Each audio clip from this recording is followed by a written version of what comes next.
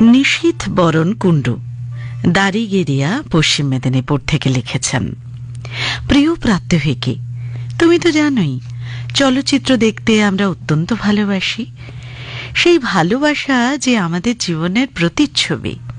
তাই তো সে কখনো কখনো সত্যজিৎ রায়ের পথের পাঁচালী হয়ে গ্রামীণ জীবনের দারিদ্র ও সহ্য শক্তির, কিংবা ঋত্বিক ঘটকের মেঘে ডাকা তারা হয়ে উদ্বাস্তু জীবনের বেদনার নিখুঁত ছবি আঁকে। হাসি কান্নার হিন্দোলে দোদুল্যমান আমাদের জীবন। জীবনের সঙ্গে চলচ্চিত্রের বা চলচ্চিত্রের সঙ্গে জীবনের মিল থাকলেও একটি জায়গায় জীবনকে পরাস্ত ঠেকে আমার।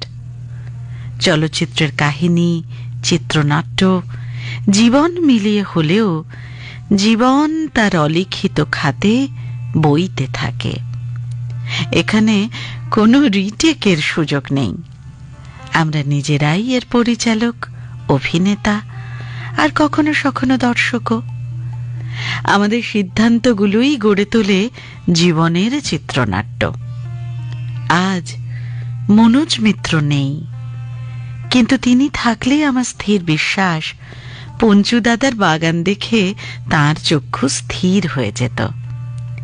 আমাদের এখানকার ছোট্ট নদী কুবাই, তারই দক্ষিণ তীরের আমতলার সরু গলিটা দিয়ে প্রবেশ করলেই কিছুটা দূরে তিনি দেখতে পেতেন তাঁরই অভিনীত বাঞ্ছারামের বাগানের পুনর্নির্মাণ।